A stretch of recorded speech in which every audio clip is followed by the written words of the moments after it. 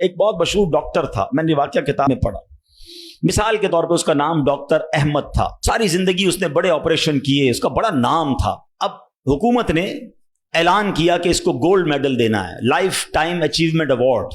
پوری زندگی اتنا کام کیا اس ڈاکٹر کو ملک کے دارالحکومت میں بلایا جائے گا اور ایک بڑی تقریب ہوگی اور اس کو گولڈ میڈل دیا جائے گا. ڈاکٹر بڑا خوش کہ اتنا بڑا ایوارڈ ملنے والا ہے. ڈاکٹر صاحب نے فلائٹ بک کی، جہاز میں بیٹھے. جیسے ہی جہاز اڑا تو کچھ دیر کے بعد جہاز موسم خراب ہو گیا اور جہاز میں کوئی پرابلم ہو گئی. تو جہاز کو راستے میں کسی چھوٹے سے ایئرپورٹ پر اتار لیا گیا.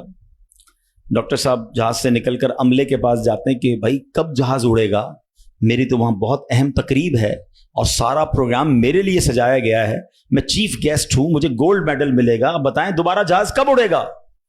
کسر چھوٹا سا ایئرپورٹ ہے، جہاز کا پرابلم بڑا ہے، اتنا جلدی ٹھیک نہیں ہوگا. آپ کو اگر پہنچنا ضروری ہے تو آپ کو ایک گاڑی لیں کرائے پر اور بائی کار چلے جائیں، آپ پہنچ جائیں گے اپنی تقریب سے پہلے. ڈاکٹر نے کہا یہ بھی آئیڈیا ٹھیک ہے، جہاز کے انتظار میں کہیں میرا پروگرام ہی مس نہ ہو جائے.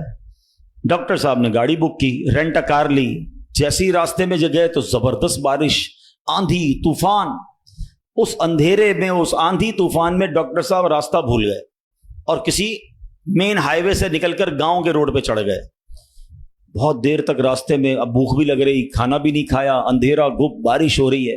اچانک ایک چھوٹا سا گاؤں میں گھر نظر آیا جس میں ایک بلب جل رہا تھا. ڈاکٹر صاحب نے کہا اب تو حالت ایسی ہو گئی، دروازہ کھٹکھٹایا.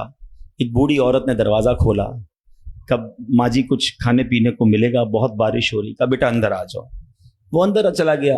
ماں جی نے بڑی محبت سے اسے پانی بھی دیا، کچھ کھانے کو بھی دیا.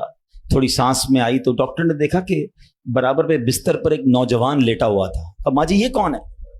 کہا بیٹا میرا بیٹا ہے. کیا ہو گیا اسے؟ کہا اس کو بہت بڑی بیماری ہے. ماں جی علاج کیوں نہیں کرواتی؟ ماں جی کہتی میں نے گاؤں کے ڈاکٹر کو دکھایا ہے، ڈاکٹر کہتے ہیں ہمارے وطن میں ایک ہی ڈاکٹر ہے جس کا نام ڈاکٹر احمد ہے، وہی اس کا علاج کر سکتا ہے. مگر بیٹا میں غریب ماں ہوں، میں اپنے بیٹے کو کہاں سے ڈاکٹر احمد کے پاس لے جاؤں؟ نہ پیسے ہیں نہ کرایہ ہے. بس روز اللہ سے دعا کرتی ہوں اے اللہ تو کارساز ہے، میرے بیٹے کو شفا دے دے یا ڈاکٹر احمد کے پاس پہنچا دے. ڈاکٹر احمد رونے لگا. کہتا ہے ماں جی میں ہی ڈاکٹر احمد ہوں اور اللہ نے مجھے تیرے گھر پہ بھیج دیا ہے. جہاز کا خراب ہونا، چھوٹے ایئرپورٹ پر اترنا، رینٹ کار لینا، راستہ بھول جانا، کسی اور گھر پہ نہ رکنا، اسی جھونپڑی کے کنارے پر رکنا اور اس گھر میں جانا اور اس مریض کا علاج کرنا. اب بھی نہیں مانو گے؟ ان اللہ علی کل شیء قدیر، میرا رب جو چاہے وہ کرنے پر قادر. بس ہمارا بھروسہ ہل جاتا ہے.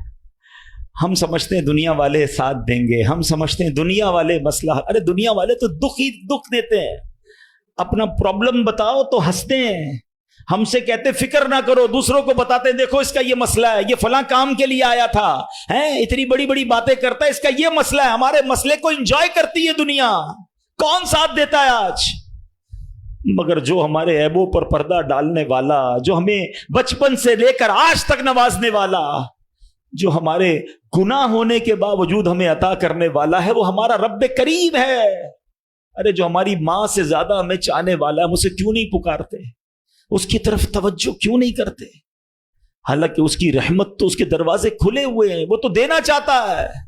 مگر کاش جو توجہ ریکوائرڈ ہے، جو دل سے دعا مانگنا ہے، وہ اللہ مجھے اور آپ کو نصیب فرما دے.